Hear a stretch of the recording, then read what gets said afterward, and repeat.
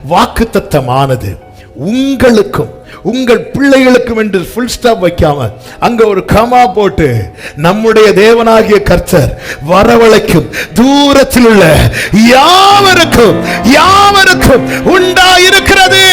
அப்படி என்றால் இந்த வாக்குத்தத்தம் யாருக்கு தெரியுமா? இயேசுவின் இரத்தத்தாலே மீட்கப்பட்ட அத்தனை பேருக்கும். நல்ல கையை தட்டி ஹல்லேலூயா ஹல்லேலூயா. ஆண்டவருக்குள்ள இருக்கிறவன் வாக்குத்தத்தத்தால திக்கு முக்காடிடுவான். ஆமென். நீ போதும் போதும்னு சொல்ற அளவுக்கு என் ஆண்டவர் எவ்வளவு பெரியவர். ஆமென் சொல்றவங்க. அதான் இந்த சத்தத்தை தூரத்தில் ஆங்காங்க இருந்து கேட்கிற ஒவ்வொருவருக்கும் சொல்லுகிறேன், இயேசுவை ஏற்றுக்கொள்ளுங்க, இயேசு அண்டை வாருங்க, நல்ல மேய்ச்சலை கண்டடைவீர்கள். அவர் நல்ல மேய்ப்பர். ஹல்லேலூயா.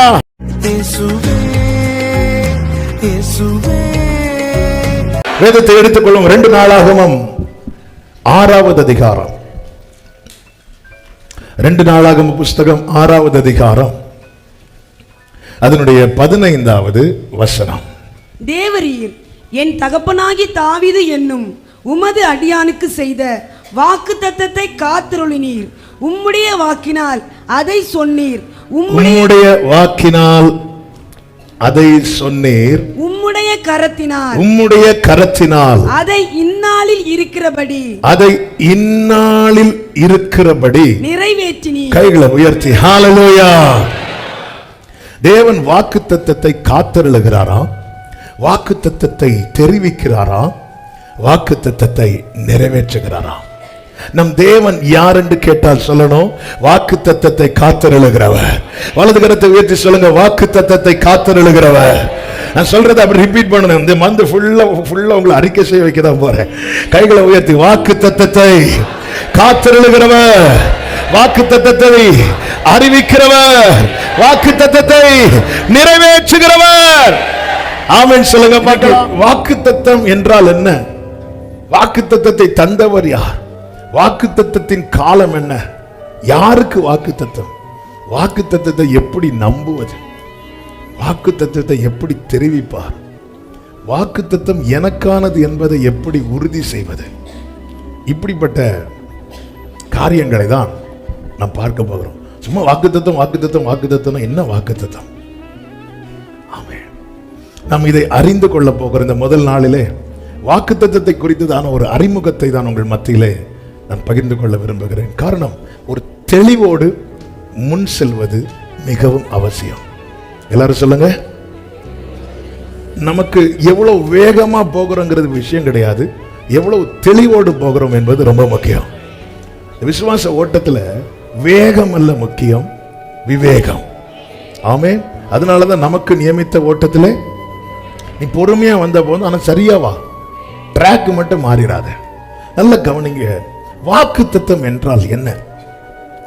ஒருவர் தான் நிச்சயமாய் செய்ய போகிற காரியத்தை யாருக்கு செய்ய போகிறாரோ அவருக்கு அதை முன்னமே அறிவிக்கிறார், தெரியுமா? அதுதான் வாக்குத்தத்தம். வாக்கு கொடுக்கிறது, ப்ராமிஸ் பண்றது. நம்மோடு சும்மா நிறைய பேர் பேசுவாங்க, ஆனா சிலர் நமக்கு செய்கிற காரியத்தை முன்னமே சொல்லுவாங்க. முன்னமே சொல்லிட்டு ஒரு வார்த்தையை அதில் நான் கண்டிப்பா இதை செய்வேன், எனக்கு மட்டும் அடுத்த மந்த் சேலரி வரட்டும், நான் இந்த காரியத்தை கண்டிப்பா உனக்கு அல்லது உங்களுக்கு செய்து தருவேன். எனக்கு ஒரு ஷூ வாங்கி கொடுங்கப்பா, எனக்கு ஒரு ஷூ வாங்கி கொடுங்கப்பான்னு பிள்ளை கேட்குது. அப்பா கிட்ட காசு இல்லை. இங்கே பாருமா, நெக்ஸ்ட் மந்த் 1ஆம் தேதினா எனக்கு சேலரி வந்துடும். சேலரி வந்து முதல் வேலையை உன்னை கடைக்கு கூட்டிட்டு போய், அப்ப அந்த பிள்ளை நம்ப ஆரம்பிச்சிடும். இங்கே கொடுக்கிறது ஷூ அல்ல, இங்கே கொடுக்கிறது வாக்கு. தாம் செய்ய போகிறதை முன்னமே கொடுக்கிறார், தெரியுமா, சொல்றார், தெரியுமா? அப்போ ஒரு காரியம் தெளிவாய் தெரிகிறது, தாம் செய்யாத ஒன்றை கர்த்தர் ஒருபோதும் இதுவரை சொன்னதில்லை, இனியும் சொல்ல போவது இல்லை.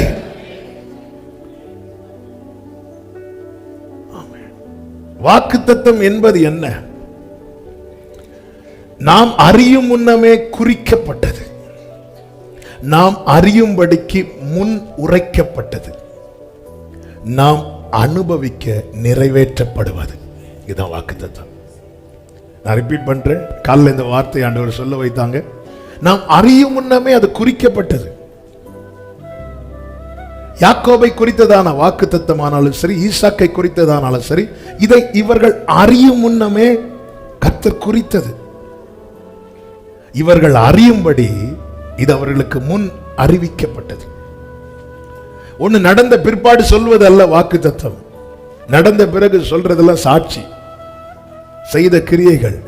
ஆனா நடக்கும் முன்னமே அதை சொல்றாருன்னா அதுதான் வாக்குத்தத்தம். நாம் அறியும் முன்னமே குறிக்கப்பட்டது, நாம் அறியும்படி நமக்கு முன் அறிவிக்கப்பட்டது, நாம் அனுபவிக்க அது நிறைவேற்றப்படுகிறது. ஒரு காரியம் தெளிவாய் தெரிகிறது. கர்த்தர் என்கிட்ட ஒண்ணு சொன்னார்னா அதை இன்னும் சீக்கிரத்தில் அல்லது வருகிற நாட்களிலே செய்ய போகிறார். வாக்குத்தத்தம் தந்தது யாரு? வாக்குத்தத்தம் தந்தது யாரு? ஆதியாகமம் 17வது அதிகாரம் 1வது வசனத்திலே கர்த்தர் தம்மை ஆபிரகாமுக்கு இப்படி அறிமுகப்படுத்துகிறார். ஆபிரகாம் 99 வயதான போது கர்த்தர் ஆபிரகாமுக்கு தரிசனமாகி, நான் சர்வ வல்லமையுள்ள தேவன், நான் சர்வ வல்லமை உள்ள தேவன். அதாவது எதுவுமே செய்ய இயலாதவர் எனக்கு ஒரு வார்த்தையை தந்து என்னை நம்ப பண்ண அப்படி அல்ல. என்கிட்ட ஒண்ணு செய்வேன்னு சொல்றாருல, அவர் யார் தெரியுமா? சர்வ சர்வ வல்லமை உள்ள தேவனா என்ன? எல்லாத்தையும் செய்யறதுக்கு அவருக்கு என்ன இருக்கு? வல்லமை இருக்கு. நம் தேவன் யார்? வலது கரத்தை உயர்த்தி சொல்லுங்க, அவர் யார்? எனக்கு வாக்கு தந்தது யார்? ஹல்லேலூயா. தேவரீர் சகலத்தையும், எல்லாரும் சொல்லுங்க, சகலத்தையும் செய்ய இதைதான் அவர் தம்முடைய நாமமாக சர்வ வல்லவர் என்றார். நமக்கு விளங்காதுன்னு சொல்லி இன்னொரு இடத்துல அது தெளிவா எழுதி இருக்கிறார். தேவரீர் சகலத்தையும் செய்ய வல்லவர். அடுத்த வார்த்தை, நீங்க ஒண்ணு செய்யணும்னு நினைக்கிறீங்க தெரியுமா? என் வாழ்க்கையில நான் நினைக்கிறது எல்லாமே தடைபடலாம், ஆனா என் வாழ்க்கையில நீங்க நினைக்கிற ஒரு காரியம் கூட, ஆமென் சொல்றவங்க நல்ல கைகளை தட்டி,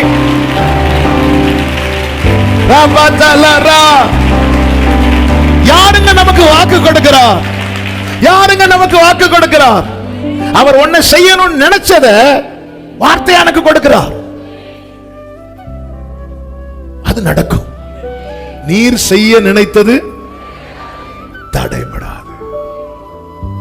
நீர் செய்ய நினைத்தது தடைபடாது. ஹல்லேலூயா. எனக்கு யார் அதுதான் பார்க்கணும். யார் எனக்கு வாக்கு கொடுக்கிறார்? 1 சாமுவேல் 3:19 இப்படி சொல்லப்பட்டிருக்கிறது, அவர் தம்முடைய எல்லா வார்த்தைகளிலும் ஒன்றையாகிலும் தரையிலே விழுந்து போக விடவில்லை. என்ன வார்த்தை பார்த்தீங்களாங்க? ஒன்றையாகிலும். பக்கத்துல பார்த்து சொல்லுங்களேன், ஒரு வார்த்தை கூட மிஸ் ஆகாது. ஒரு வார்த்தை கூட மிஸ் ஆகாது. ஹல்லேலூயா. ஆமென். நம்ம என்ன கேட்கிறோம்? ஆண்டவர் ஒரு வார்த்தையாவது, ஒரு வார்த்தையாவது உனக்கு சொல்லப்பட்ட ஒரு வார்த்தையும் மிஸ் ஆகாது. யோசுவாவில் இருக்கிறது அல்லவா கர்த்தர் இஸ்ரவேல் குடும்பத்துக்கு சொன்ன, யோசுவா 23 நினைக்கிறேன், 21:40 வாசிங்க. லாஸ்ட்ல 45. கர்த்தர் இஸ்ரவேல் குடும்பத்தாருக்கு சொல்லி இருந்த நல் வார்த்தைகளில் எல்லாம். வாக்குத்தத்தத்துல என்ன? வாக்குத்தத்தனால என்ன தெரியுமா? நல்ல வார்த்தை. ஆமென். நல்ல வார்த்தை கேட்கணும்னா அப்பா சமத்துல வாங்க. ஹல்லேலூயா. தாவீது எப்படி ஜெபம் பண்ணுவார் தெரியுமா? காலையிலே உமது கிருபையை கேட்க பண்ணும். 143 இருக்கு. அதிகாலையிலே உமது கிருபையை கேட்க பண்ணும். அதான் வாக்குத்தத்தம். ஆண்டவரே, கர்த்தர் இஸ்ரவேல் குடும்பத்தாருக்கு சொல்லி இருந்த நல் வார்த்தைகளில் எல்லாம் ஒரு வார்த்தையும், எல்லாரும் சொல்லுங்க, ஒரு வார்த்தையும் தவறி போகவில்லை. தவறி போகவில்லைன்னா தாண்டி அடுத்த குடும்பத்துக்கு போகல. 100 பேருக்கு பார்சல் கொடுக்கிறோம். ஒவ்வொரு பார்சல் 5 பொருட்கள் வச்சு கொடுக்குறோம் வைங்களேன். எல்லாரும் பிரிக்கிறாங்க 5 பொருள் 5 பொருள் 5 பொருள். ஒருத்தங்க ஓபன் பண்றாங்க 4 தான் இருக்கு. இன்னொன்னு என்னாச்சு, பக்கத்துல இருக்கிறவங்க ஓபன் பண்றாங்க இங்க 6 இருக்கு. மிஸ் ஆயிட்டு அங்க போயிட்டு. இது மனிதன் செஞ்சா இப்படி மிஸ் ஆகும். ஆனா கர்த்தர் செய்யறாருன்னு வைங்களேன். ஒண்ணு கூட இல்லப்பா, நான் உனக்கு பார்சல் பண்ணேன், ஆனா உனக்கு வைக்க வேண்டிய பொருளை நான் தூக்கி இன்னொரு, அப்படி அல்ல. இஸ்ரவேல் குடும்பத்தாருக்கு இந்த வார்த்தை பேசப்படும் போதெல்லாம் அடிக்கடி சொல்லுகிற வார்த்தை, அந்த இடத்துல நம்மள வைக்கணும். உங்க வலது கரத்தை உயர்த்தி சொல்லுங்க, என் குடும்பத்துக்கு கர்த்தர் சொல்லி இருந்த நல் வார்த்தைகளில் எல்லாம் ஒரு வார்த்தையும் தவறி போகாது. எல்லாம் சொல்லுங்க, எல்லாம் எல்லாம் நிறைவேறும். 44வது அதிகாரம் அதனுடைய 7வது வசனத்துல இப்படி சொல்லப்பட்டிருக்கிறது, என்னை போல எதையாகிலும் வரவழைத்து இன்னதை முன் அறிவித்து எனக்கு முன்னே வரிசையாக நிறுத்தத்தக்கவன் யார்? இந்த சர்வ வல்லவர் யார் தெரியுமாங்க? ஒரு காரியத்தை முன் அறிவிக்கிறார் வைங்களேன். முன் அறிவித்த அத்தனையும் கர்த்தர் எப்படி வரவழைப்பாராம்? அவர் வரவழைத்து எப்படி நிறுத்துவாராம்? வரிசையாக.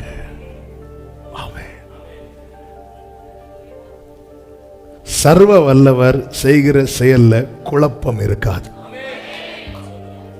ஹல்லேலூயா, ஹல்லேலூயா. குழப்பம் இருக்காது. என்னை போல எதையாகிலும் வரவழைத்து முன் அவர் என்னெல்லாம் பேசினாரோ எல்லாவற்றையும் ஒரு வார்த்தை கூட தவறவில்லை.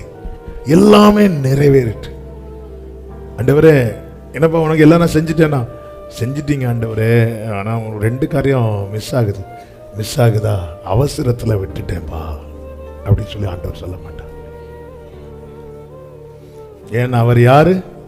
அவர் சர்வவல்ல. வார்த்தைகள் அவர் உண்மையுள்ள வார்த்தைகள். பிரியமானவர்கள், அதனாலதான் சொல்றேன், வாக்குத்தத்தத்துல எழுதி வைங்க.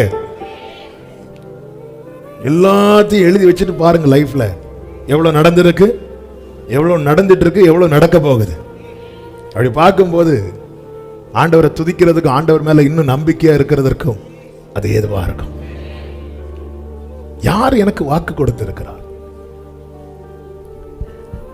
வேதத்துல சங்கீதம் 58 கடைசியில சொல்லப்பட்டிருக்கிறது, கர்த்தருடைய வாய் இதை சொல்லிட்டு. கர்த்தருடைய வாய் இதை சொல்லிட்டு பூமியின் உயர்ந்த இடங்களிலே ஏறி வர பண்ணி. எங்க அப்போ ஒரு சைக்கிள் கூட கிடையாது. அதனுடைய சரியான அர்த்தம் என்னன்னா, உன்னை நான் மேல பறக்க பண்ணுவேன், பயணிக்க வைப்பேன். காலை ஆராதனையில் ஆண்டவர் சொல்ல வச்சாங்க, மேல பயணிக்க. மேல எப்படிங்க பயணிக்க முடியும்? இப்ப பாக்குறோம்ல, பிளைட்ல போறாங்க. ஆண்டவர்ல எல்லாத்தையும் பைபிள் தான் கண்டுபிடிச்சிருக்கு. பூமியின் உயர்ந்த இடங்களில்.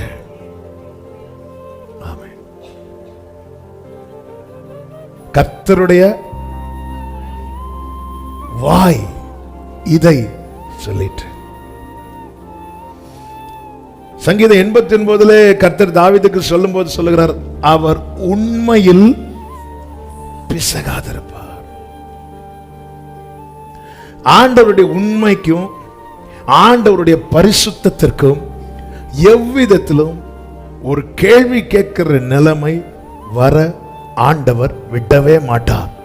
எனவேதான் தாவீதை நம்ப பண்ணுவதற்காக கர்த்தர் சொல்லுகிறார், ஒரு விசை என் பரிசுத்தத்தின் பேரில் ஆணையிட்டேன், தாவீதுக்கு நான் பொய் சொன்னேன். வாக்குத்தத்தம் யார் சொன்னதை பார்க்கணும், ரொம்ப முக்கியம்.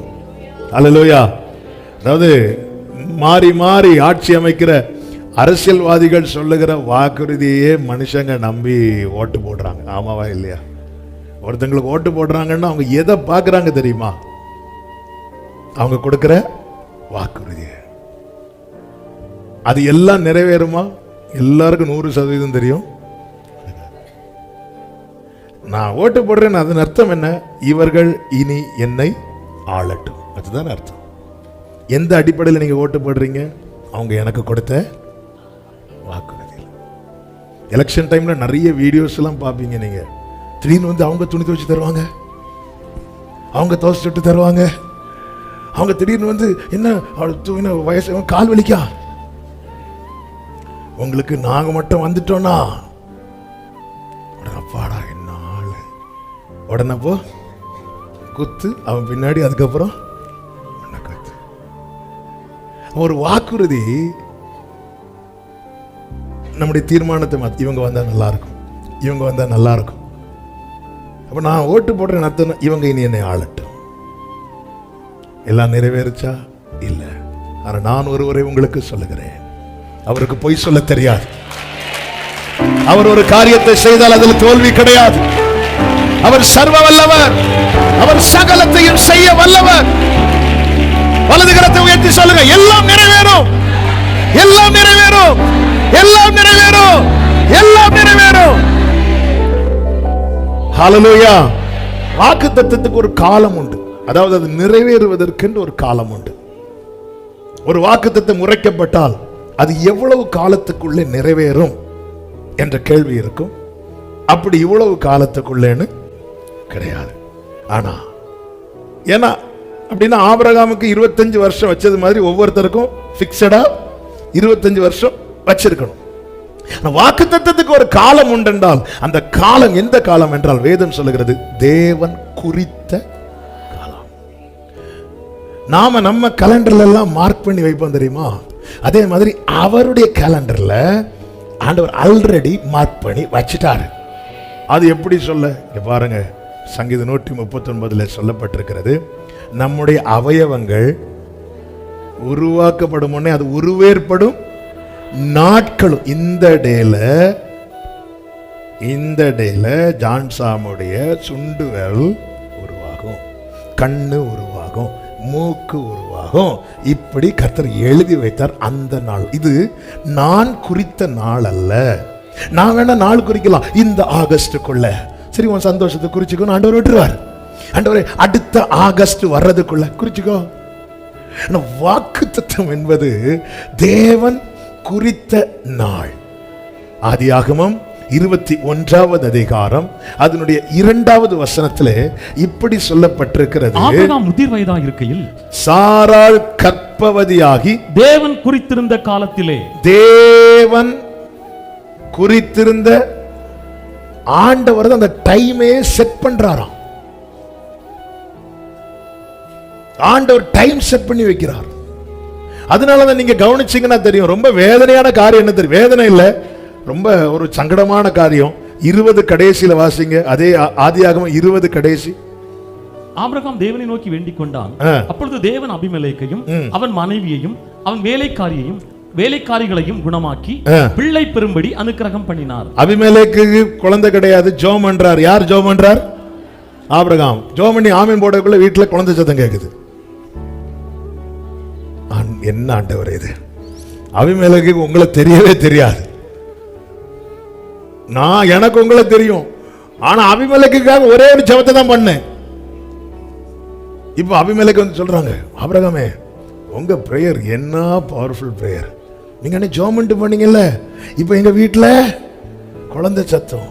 இவனுக்கு அவ்வளவு பவரும். நம்முடைய ஜெபம் கேட்கப்படும் போது இருக்கிற சந்தோஷம் ஒண்ணு இருக்கு. இன்னொரு பக்கம் ஏன்னா ஆண்டவர் இதுக்காக நான் தலைகிழன்னு உங்கள்கிட்ட ஜெபம் பண்ணேன், ஏன்னு கூட கேட்கல. ஆனா அவனுக்காக லைட்டா ஆண்டவரை ஆசீர்வதியும், ஆசீர்வதிக்கப்படுவான். நமக்காக ஆண்டவரே என்னை ஆசீர்வதியும் இப்படி கேட்டவர் நீங்க ஏன்னு கேட்கல. ஆனா அடுத்தவங்களுக்கு ஆண்டவரே பாவம் பக்கத்து வீட்டுல இருக்கிறாங்க, இதை கொஞ்ச நாள் குழந்தை இல்லையா, இதை பிளஸ் பண்ணி விடுங்க ஆண்டவரே. ஆண்டவர் பிளஸ் பண்ணி விடுவார். என்ன ஆண்டவரே இது? நான் அதிகாலையில் செபிக்கிறேன், இரவெல்லாம் செபிக்கிறேன். வெரி நெக்ஸ்ட் வேர்ஸ்ல, அதாவது அடுத்த அதிகாரம் 1 வசனம் 2வது வசனத்துல தான் இது எழுதப்பட்டிருக்கிறது. சாராள் 1வது வசனத்துல கர்த்தர் கடாட்சித்தார். எப்படி தெரியுமா? தாம் சொல்லி இருந்தபடி. நம்ம ஜெபம் கேட்கப்படலைன்னா அந்த காரியத்தை குறித்து கர்த்தர் வேறொன்று ஏற்கனவே சொல்லி இருக்கிறார். வாக்குத்தத்தம் யார் மேல கிடையாது? அபிமெலேக்கு மேல கிடையாது. அதனால அவனுக்காக கேட்டதும் கொடுத்துட்டார். என் ஆண்டவர் இரக்கத்தில் ஐஸ்வர்யம் உள்ளவர்.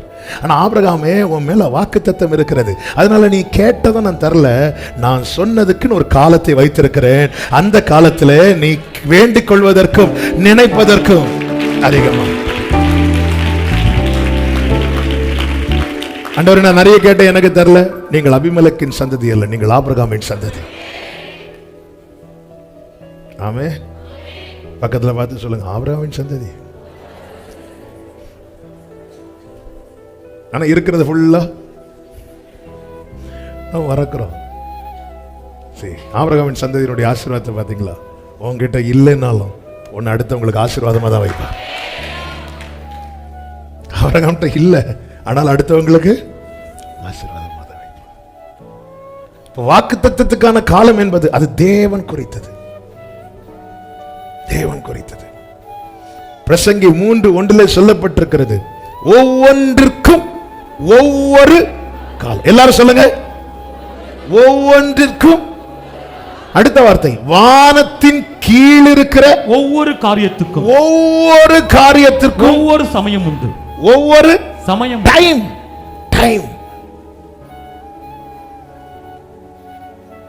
ஒரு டைம் வச்சிருக்கிறா. ஆனா நாம என்ன பண்றோம்? நாமளே நாள் குறிக்கிறோம். கர்த்தர் டைம் வச்சிட்டாரு. ஏன்னா என்ன கர்த்தர் யாரா வச்சிருக்கிறார்? ஆபிரகாமின் சந்ததியாய். வாக்கு கொடுக்கிறார், செய்வார் என்பது உறுதி. வாக்கு கொடுத்துட்டார். வாக்கு கொடுத்தவர் யாரு? சர்வ வல்லவர். ஏன் செய்யல? அதுக்கான அப்பாயிண்டட் டைம், குறித்த காலம் இன்னும் வரவில்லை. யாருங்க அந்த காலத்தை குறிக்கிறார்? கர்த்தர். ஏனென்றால் காலங்களையும் சமயங்களையும் மாற்றுகிறவர் கர்த்தர். அதனாலதான் குறித்த காலத்துக்கென்று தரிசனம் வைக்கப்பட்டிருக்கிறது. ஆபகுக்கு 2:3. முடிவிலே அது விளங்கும், அது பொய் சொல்லாது, அது தாமதித்தாலும் அதற்கு காத்து. அடுத்த வார்த்தை என்ன தெரியுமா? அது, எல்லாரும் சொல்லுங்க, நிச்சயமாய் வரும். டிலே ஆனதும் நம்ம அவ்வளவுதான் போச்சு நினைக்கிறோம். இல்ல, நிச்சயமா வரும். தாமதிக்குதுன்னு நினைக்கிறோம் தெரியுமா? அவங்களுக்கு தான் இந்த வார்த்தையை கர்த்தர் தீர்க்கதரிசியை கொண்டு எழுதினார். இங்க பாரு, நிச்சயம், நிச்சயமா வரும். நீ காலையில் ஆண்டவர் நிச்சயம் என்ற வார்த்தையை தந்தார். அதை என்னைக்கே ஒரு நாள் ஆண்டவர் பேச வைப்பார். நிச்சயம், நிச்சயமா வரும். பக்கத்துல பார்த்து சொல்லுங்க, நிச்சயமா வரும், நிச்சயமா வரும், நிச்சயமா வரும். சொல்லிட்டீங்களா? நிச்சயமா வரும். காத்திரு. அடுத்த வார்த்தை, அது தாமதிப்பது. தாமதித்தாலும் காத்திருன்னு சொல்லிட்டு கடைசியில் தாமதிப்பதில்லை. தாமதம் என்பது என்ன தெரியுமா? கர்த்தர் குறித்த டைம் தாண்டது இல்லை. நாம் ஒரு டைம் குறித்திருக்கோம்ல. இந்த ஆகஸ்ட் 31க்குள்ள இரு கொஞ்சம். ஆண்டவரே ஏன் செய்யல? ஆண்டவர் சொல்ல, செய்வேன். ஏன் வரல? நிச்சயமாய் வரும். எப்போ? ஆண்டவரே குறித்த காலம். ஆண்டவர் வார்த்தையை கொடுக்கும் போதே டைம் செட் பண்ணிட்டார், எப்போ நடக்கணும்.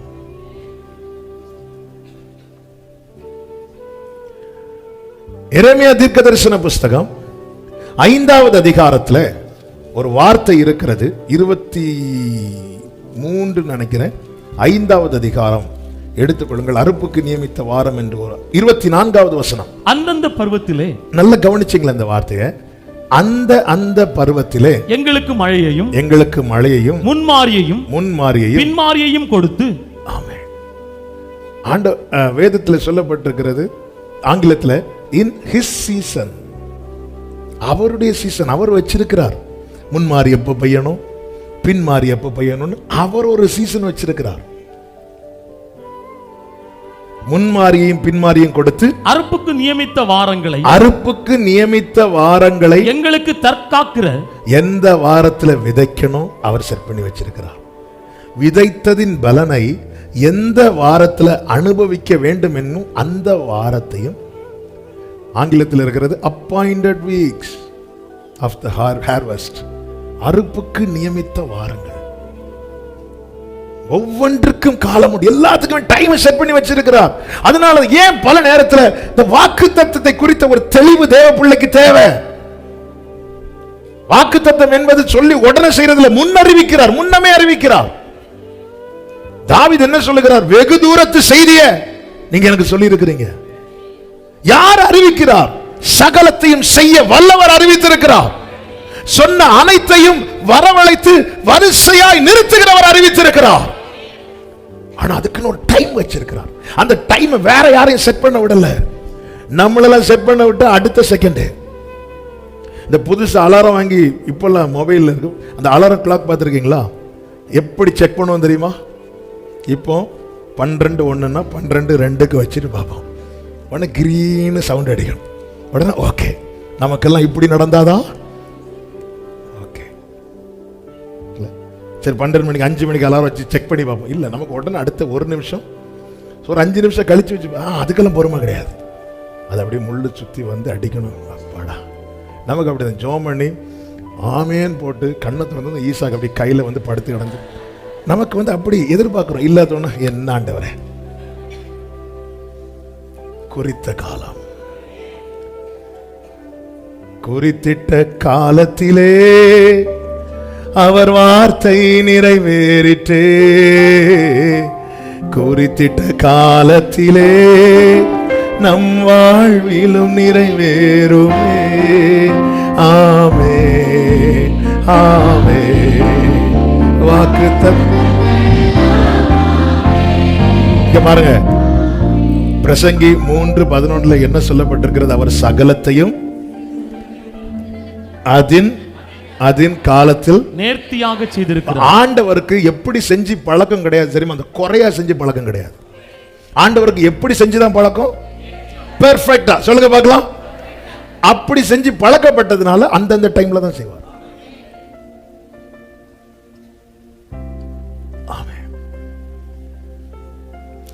ஆண்டவர் நினைச்சா சீக்கிரம் செய்ய முடியும். ஆனா வந்து இல்ல, எது எந்த டைம்.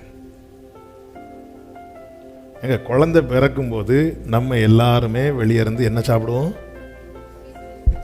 இட்லியா, ஸ்வீட், லட்டு சாப்பிடுவோம். சரி, யாராவது அந்த குழந்தைக்கு அந்த லட்டை கொடுத்துருக்கீங்களா? ட்ரை பண்ணாதீங்க, கம்பெனி பொறுப்பு கிடையாது. எல்லாம் அந்த குழந்தை பேரை சொல்லி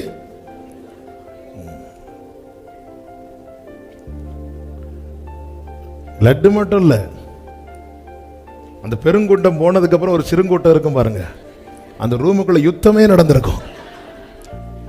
யாராவது குழந்தையை கொடுக்குறோமா? இல்ல. அந்த குழந்தைக்கான எண்ணெய் மட்டும் தான் அந்த டைம் கொடுப்பாங்கன்னா பால் மட்டும்தான். குழந்தை அழுது என் பேரை சொல்லி நீங்க எல்லாம் சாப்பிடுங்க, எனக்கு ஒரு லெக் பீஸ் ஆகுது.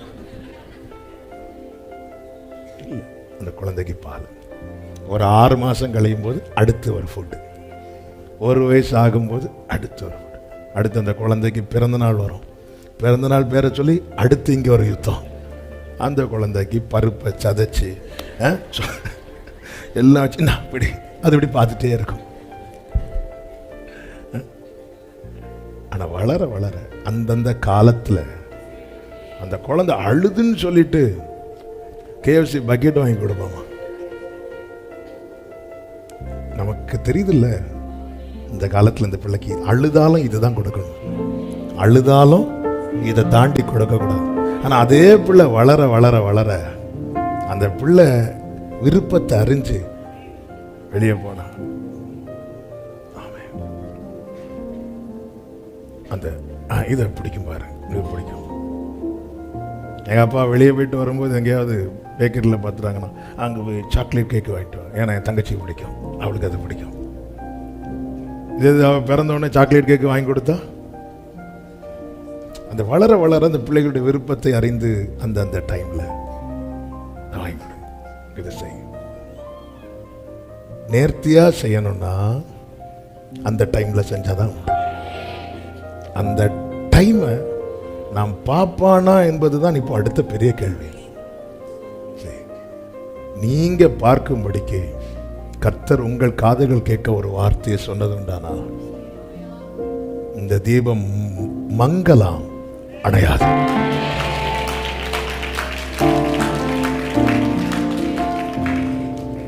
ஆமென். மங்கலாம் அணையாது.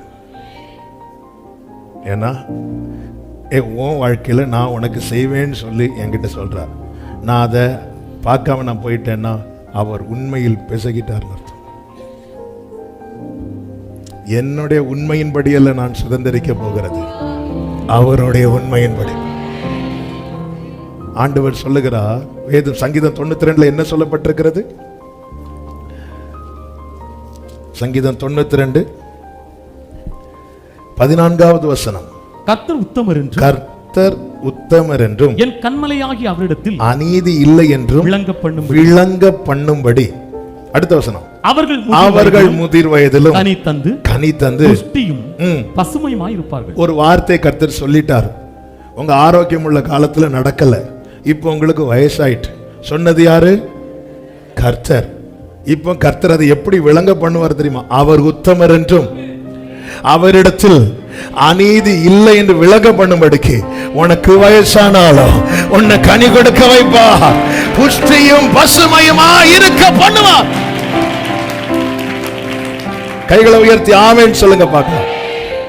அடுத்த வார்த்தை. நேரம் போகிறதுனால குயிக்கா சொல்லி ஜெபிக்கிறேன். நாளையிலிருந்து நாம் ஒவ்வொரு நாளுக்கு வேண்டிய வாக்கு தத்துவத்தை நம்ம தியானித்து சுதந்திரிக்க போகிறோம். இன்னைக்கு இந்த அறிமுகம் எதுக்குன்னு இந்த தெளிவோடு தான் நம்ம டிராவல் பண்ண போகிறோம். கர்த்தர் இடைபடுவாராக. யாருக்கு உண்மையிலே வாக்கு தத்துவம்? இந்த பைபிள் உள்ள வாக்கு தத்துவம் உண்மையிலே யாருக்கு? ரோமர் 9வது அதிகாரம் அதனுடைய 4வது வசனத்திலே அவர்கள் இஸ்ரவேலரை குறித்து சொல்லப்பட்டிருக்கிறது. இஸ்ரவேலரே புத்திர ஸ்வீகாரமும் மகிமையும் உடன்படிக்கைகளும் நியாயப்பிரமாணமும் தேவ ஆராதனைகளும் வாக்குத்தத்தங்களும் அவர்களுடையவைகளே. ஒரு ஆமீன் வரலன்னு எனக்கு தெரியும். எதுக்கு நம்ம இஸ்ரவேலருக்கு வாக்குத்தத்தம் இருந்தா நாம எதுக்கு ஆமீன் சொல்லணும்? இப்படி இருந்துச்சு. எது வரைக்கும் தெரியுமா? என்னுடைய ஆத்துமநேசர் வரது வரைக்கும்.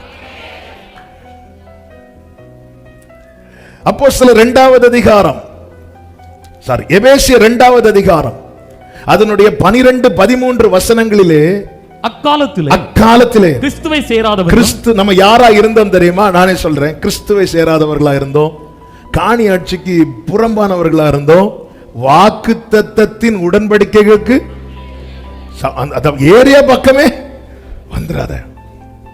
சிம்பிளா சொல்லணும்னா, சிலர் நம்ம அப்படி சாப்பிட்டுட்டு இருக்கும்போது திடீர்னு அறியாத ஒருத்தங்க வராங்கன்னா சாப்பாடு அப்படி மெதுவா. கிறிஸ்து வரது வரைக்கும் என் முகம் பட்டாலே வாக்கு தத்தத்தை எல்லாம் இஸ்ரவேலர்கள், நீ யாரு? நான் புறஜாதியன், நீ எப்படிங்க வரலாம், வெளிவா. இப்படிதான் இருந்துச்சு. அதனாலதான் ஒரு தேவ பிள்ளை கிறிஸ்துவை எவ்வளவு கொண்டாடணுமோ அவ்வளவு கொண்டாடணும். கிறிஸ்து இல்லைன்னா பரலோகத்தை குறித்த யோசிக்க கூட நமக்கு தகுதி கிடையாது. வாக்குத்தத்தத்தின் உடன்படிக்கைகளுக்கு அந்நியரும் நம்பிக்கை இல்லாதவர்களும் இவ்வுலகத்தின் தேவனற்றவர்களுமா இருந்தீர்கள் என்று நினைத்துக் கொள்ளுங்கள். 13வது வசனம். முன்னே தூரமாயிருந்த நீங்கள் இப்பொழுது, எல்லாரும் சொல்லுங்க, பக்கத்துல பார்த்து சொல்லுங்க, இப்போ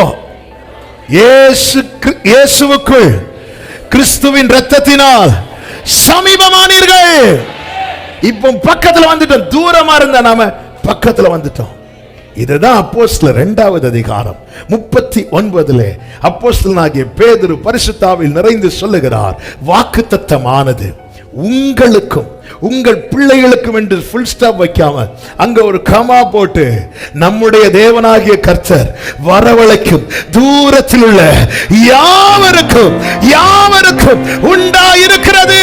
அப்படி என்றால் இந்த வாக்குத்தத்தம் யாருக்கு தெரியுமா? இயேசுவின் இரத்தத்தால மீட்கப்பட்ட அத்தனை பேருக்கும்.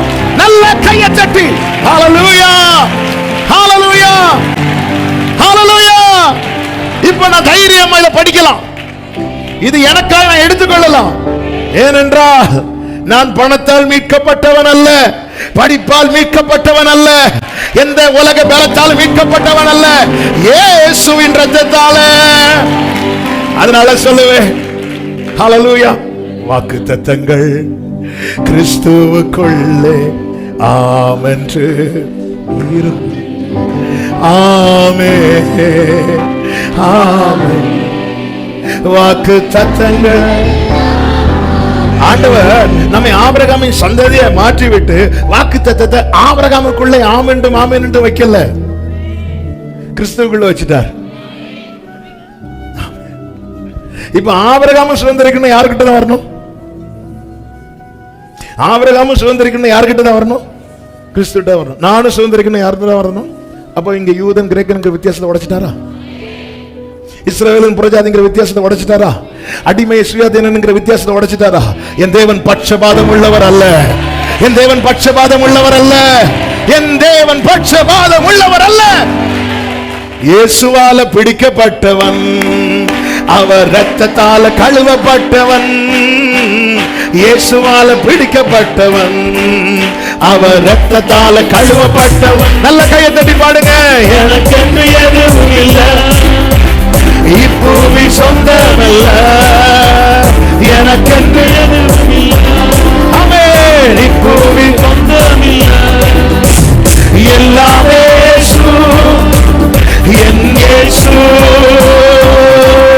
எல்லாம் இயேசு, இயேசு, இயேசு. எல்லாம் இயேசு, இயேசு, இயேசு.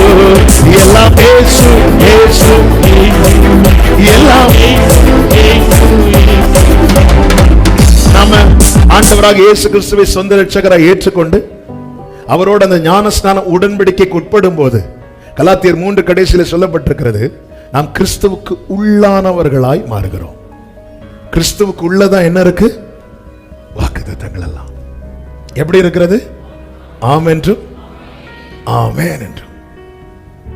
அப்ப நான் கிறிஸ்துவோடு உடன்படிக்கை செய்யும் போது நான் அந்நியனாய் அல்ல, கிறிஸ்துவுக்கு உள்ளானவனாய்.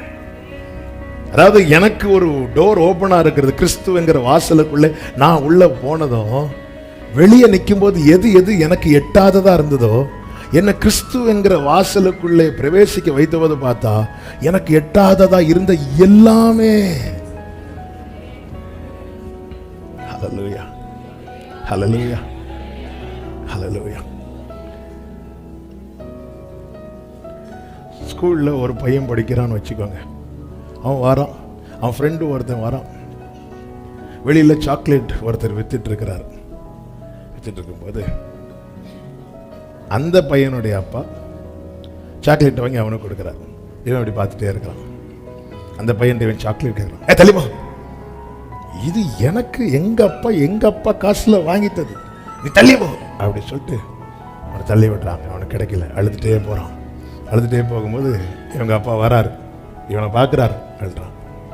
இவன் நினைச்சா நேரம் அந்த சாக்லேட் விற்கிற ஆள்கிட்ட கூட்டிட்டு போய் வாங்கி தருவார். இவர் அப்படி செய்யாம நேரம் வந்து இவனை கூட்டிட்டு ஒரு பெரிய பேக்கரியை கூட்டிட்டு போறார். உள்ள கூட்டிட்டு போய் பார்த்தா அங்க ஒரே ஒரு டைப் சாக்லேட் தான் இருந்துச்சு. இங்க அதை விட வித்தியாசமா பலது இருக்கு. நேரம் உள்ள கொண்டு விட்டுட்டு உனக்கு என்ன வேணுமோ எடுத்து சாப்பிடு. அவனுக்கு இப்ப கையும் ஓடல. நான் இது காஸ்ட்லி, இங்க பாரு, அதுக்கு விலை கொடுக்கிறது நான். அங்க நீ தள்ளப்பட காரணம் என்ன தெரியுமா? உன்கிட்ட அதுக்கான கிரயம் இல்லை. என்னால அதே வாங்க முடியல. இந்த திருவிழா கடையில எல்லாம் கொண்டு வச்சிருப்பாங்க பாருங்க, சின்ன சின்ன மிட்டாயா தான் இருக்கும். அதே வாங்க முடியாம சைட்ல நின்று பார்த்துட்டு இருப்போம். சின்ன வயசுல நாங்கெல்லாம் பார்த்துருக்குறோம். தான் பார்த்துருக்குறோம், அப்படி பார்த்துட்டு திடீர்னு எங்க அப்பா கைண்டி கொண்டால வருவாங்க. திடீர்னு கூட்டு அப்படி பேக்கரி போவாங்க, வாங்கிக்கோ. அங்க வந்து அப்போலாம் 5 காசு 10 காசுகள், 5 காசு 10 காசுக்கே வாங்க முடியல. இங்க வந்து எவரு உனக்கு என்ன வேணும்னு மட்டும் பாரு, பில் கவுண்டருக்கு ஒன்றும் நான் விட மாட்டேன். நீ வாங்கிட்டு அதில் உட்காந்து சாப்பிடு. நீ சாப்பிட்டு முடிக்கிறதுக்குள்ள நான் பில்லை செட்டில் பண்ணிடுவேன். ஒரு உலக தகப்பனை தன் பிள்ளையை அறிந்து இப்படி நடத்தும் போது கிறிஸ்துவுக்குள்ள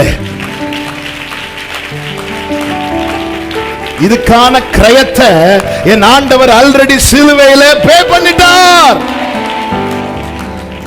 சிலுவையில பே பண்ணிட்டார், சிலுவையில கொடுத்துட்டார்.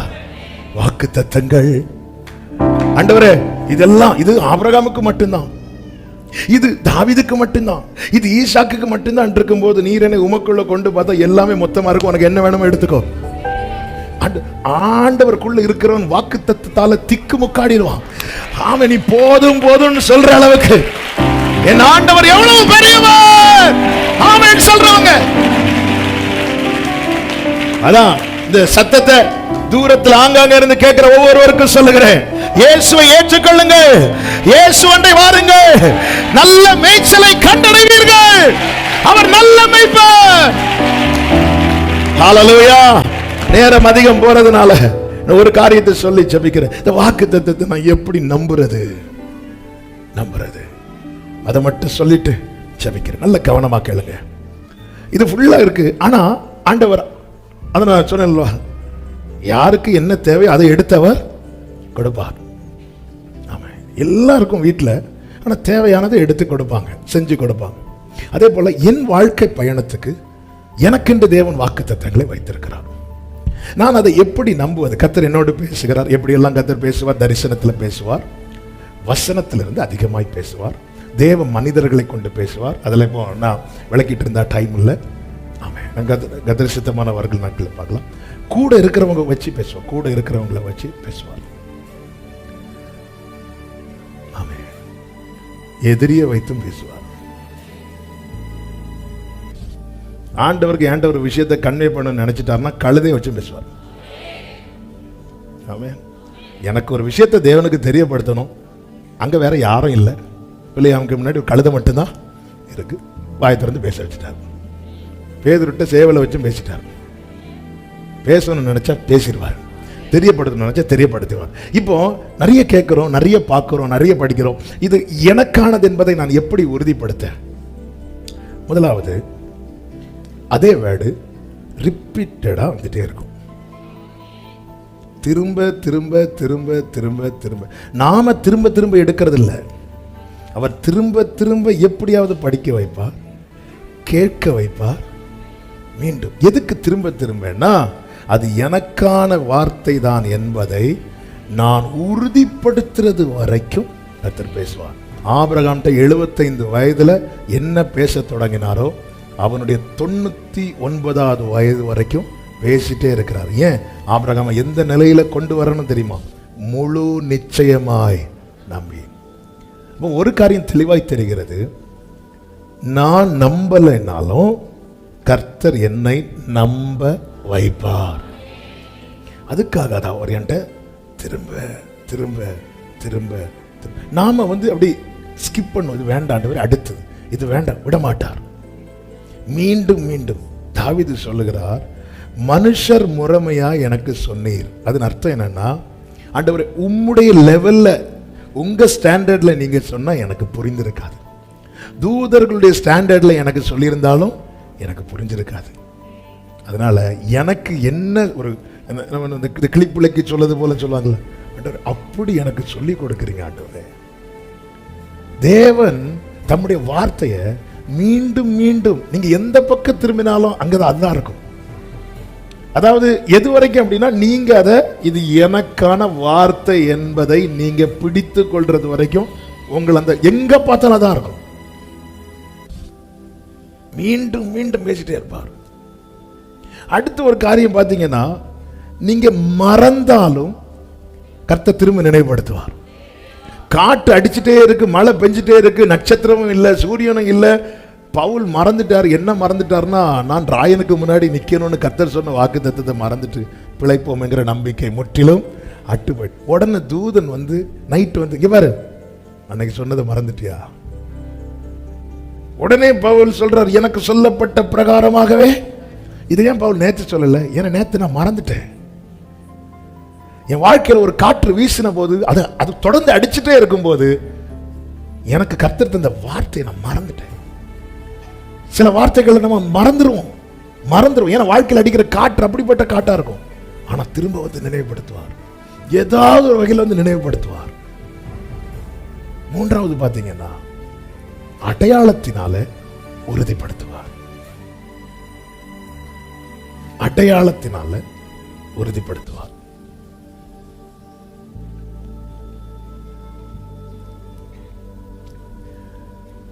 இந்த 3 அனுபவம் கண்டிப்பா நடக்கும். பழைய பாட்டுல எல்லாம் பாத்தீங்கன்னா அந்த அசரீரி சத்தம் கேட்கும், தேவனே டைரக்டா பேசுவார், அப்புறமா தூதனை அனுப்பி பேசினார், தரிசனம் சொல்லப்படும். இதெல்லாம் நமக்கு ரேரா இருக்கும். ஏன் ஆண்டவர் அன்னைக்கு மாதிரி தூதனை அனுப்பாம இப்படி பேசுறாருன்னா நம்மளை விசுவாசத்துல வளர பண்ண. ஆண்டவர் என்ன சொல்வார், கண்டு விசுவாசிக்கிறவன் அல்ல காணாம. அப்போ என்ன, ஏன் அன்னைக்கு மரியாள்கிட்ட கேப்ரியல் அனுப்புனீங்களே ஆண்டவரே, தானியல்கிட்ட கேப்ரியல் அனுப்புனீங்களே ஆண்டவரே, அதே மாதிரி அனுப்புற மேட்ரு முடிஞ்சல ஆண்டவரே. ஐஸ்வர்யவான் பாதாளத்தில் கடந்து என்ன சொல்ற, லாசருவை மட்டும் நீங்க அனுப்பிட்டீங்கன்னா என் சகோதரர்கள் எல்லாரும் அப்படி யாரும் ரட்சிக்கப்படலாம். அங்க ஊழியர்கள் இருக்கிறாங்க, மோசே தீர்க்கதரிசிகள் இருக்கிறாங்கன்னு என்ன அர்த்தம், அதற்கென்று நியமிக்கப்பட்டவங்க இருக்கிறாங்க. அவங்க பேசுவாங்க, அவங்க பேசின வார்த்தையை, தேவனுடைய வார்த்தையை ஏற்று ரட்சிக்கப்பட்டா வா. ரட்சிப்பு ஆண்டவரால ஒரு செகண்ட்ல மொத்த மனுக்குலத்தை ரட்சிக்க முடியுமா முடியாதா? முடியும். ஏன் அப்படி செய்யல? ஆண்டவர் விசுவாசிக்கிறவன், விசுவாசிக்கிறவன். அந்த விசுவாசம் நான் எனக்குள்ள வரணும். அதுக்காக கர்த்தர் வார்த்தையை துணிக்க பண்ணுகிறார். எனக்குன்னு ஒரு வார்த்தையை வச்சுட்டார், ஆண்டவர் பேசுறாரு. அதை நான் நம்புறது. 75 வயதுல கர்த்தர் பேசின போது அவருடைய மகத்துவத்தின் நிமித்தம் ஆபிரகாம் கீழ்ப்படுகிறான். ஆனா அந்த வார்த்தையை விசுவாசித்தான் என்று சொல்லவில்லை. ஆனா 86வது வயசுல ஆபிரகாமே, இங்க பாருப்பா, நட்சத்திரத்தை போல நான் சந்ததியை பெருக பண்ணுவேன்னு சொல்லும் போது ஆபிரகாம் பார்க்கிறான். அன்னையிலிருந்து இன்னைக்கு வரைக்கும் இதுதானே பேசிட்டு இருக்கிறார். வேதம் சொல்லுகிறது, ஆபிரகாம் விசுவாசித்தான். எனக்கென்று தேவன் ஒரு வார்த்தையை வைத்திருக்கிறார் என்றால் அந்த வார்த்தையின் மேல் எனக்கு விசுவாசம் வர்றது வரைக்கும் கர்த்தர் என்கிட்ட அந்த வார்த்தையை ரிப்பீட்டடா பேசிட்டு இருப்பார். நீங்க பைபிள் ஃபுல்லா படிச்சாலும் இந்த வார்த்தை வர்ற இடத்துல உங்க மனம் கொஞ்சம் ஆடும், உங்க மனம் கொஞ்சம் இடிக்கும். நீங்க ஃபுல் மெசேஜ் உட்கார்ந்து கேட்டிருந்தாலும் இதுக்கு ரிலேட்டடா வார்த்தை வரும்போது உங்க இருதயம் வந்து உங்களை இப்படி தட்டி விடும். போற வார வெஹிக்கிள்ல எவ்வளவு வசனங்களை எழுதின வண்டிகள் போயிட்டே இருக்கும். ஆனா இதே வார்த்தை போட்ட வண்டி வரும்போது உங்க கண்ணு உங்களை அறியாம திரும்பும். நீங்க நிறைய செய்தி யூடியூப்ல கேட்பீங்க, ஆனா இதே வார்த்தை அடங்கின செய்தி வரும்போது அந்த செய்தி அப்படியே கேட்டுட்டு இருப்பீங்க. அதனாலதான் தாவீது சொன்னார், நான் நம்பின வசனம் என்றல்ல, நீர் என்னை நம்ப பண்ணின வசனத்தை கர்த்தர் பேசி இருக்கிறார். நான் சொல்லும் போது நிறைய பேருக்கு இப்போ வாக்குத்தத்தத்தை திருப்பி தட்டி எடுக்க போறீங்க நினைக்கிறேன். இல்ல எனக்கு இன்னும் உறுதியாகலையா, ஜெபம் பண்ணுங்க.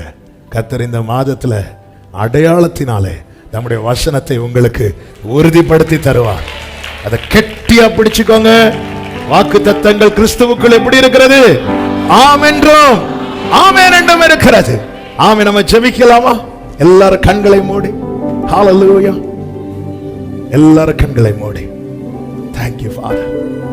ஆண்டவரே, தாவீதுக்கு புரியுற மாதிரி வெளிப்படுத்தினீங்களேப்பா, எனக்கு அப்படி சொல்லித்தாங்கப்பான்னு ஒரு வார்த்தை சொல்லி கேட்டுட்டு நம்ம இன்னைக்கு ஜெபித்து முடிக்கலாம். நாளை காலை 10 மணிக்கு வழக்கம் போல ஜெபம் உண்டு. வாருங்கள், கர்த்தர் மகிமையானவைகளை செய்வார். ஒரு 2 நிமிஷத்துல நம்ம ஜெபம் பண்ணி முடிக்க போகிறோம். அப்படியே கண்களை மூடி, உங்களை முழங்கால் படியிட முடிந்தாலோ எழுந்து நிற்க முடிந்தாலோ இன்னைக்கு ஒரு வார்த்தை இப்ப கேட்க போறேன். ஆண்டவரே, நான் உங்களை நம்புறேன், உங்க வார்த்தையை நம்புறேன். ஆனா இந்த வசனம் இது எனக்கு தான் என்பதை நான் அறிந்து கொள்ளும்படியாக கர்த்தாவே அதை நீங்க உறுதிப்படுத்தும்படிக்கு, அப்பா இது என் பலவீன ஆண்டவரே, நிறைய முறை என்கிட்ட பேசியிருக்கிறீங்க, ஆனாலும் எனக்கு தான். ஆபிரகாமுக்கே விசுவாசிக்கிறதுக்கு இவ்வளவு வருஷம் ஆகும்போது நாங்களே எம்மாத்திரம் ஆண்டவரே நீர் உறுதிப்படுத்துகிறவர் அல்லவா. அப்படியே வலது கரத்தை உயர்த்தி இடது கரத்தை இருதயத்தில் வைத்து, இது எனக்கான வார்த்தை என்கிற ஆபிரகாம் முழு நிச்சயமாய் நம்பினானே, அப்படி ஒரு நம்பிக்கை வரும்படியாய் கர்த்தர் எனக்கு தயவாய் உறுதிப்படுத்தி நான் அதை கெட்டியாய் பிடித்துக் கொள்ள என் ஆண்டவர் எனக்கு அனுக்கிரகம் செய்யும்படி செபிக்கிற ஆண்டவரே, கர்த்தர் அப்படியே நடத்துங்கப்பா. ஆபிரகாமை சுதந்திரிக்க வச்சது போல நான் சுதந்திரிக்கணும் ஆண்டவரே, சுதந்திரிக்கணும்ப்பா. நான் இதற்கு தூரமா இருந்தவன் ஆண்டவரே, ஆனா நீங்க என்ன உள்ள கொண்டு வந்துட்டீங்க. உமக்குள்ளதான் எல்லா வாக்குத்தத்தங்களும் இருக்கிறது. ஆம் அல்ல என்றல்ல, ஆம் என்றும் ஆமென் என்றும் இருக்கிறது. எனவே நான் முழு நிச்சயமா நம்புறேன்ப்பா. எனக்கான வார்த்தையை என்னிடத்துல உறுதிப்படுத்த ஒரு வார்த்தை மனதார சொல்லுங்க. எனக்கான வாக்குத்தத்தத்தை என்னிடத்துல உறுதிப்படுத்து. அதை பிடித்துக் கொள்ள, அதை பற்றி கொள்ள, அதை சுதந்திரிக்க கர்த்தர் கிருபை செய்வீராக. சமூகமே அதுதானே நிரந்தர சுதந்திர நானும் கர்த்தாவே உம்மை நம்பியுள்ளேன், நீரே என் தேவன்.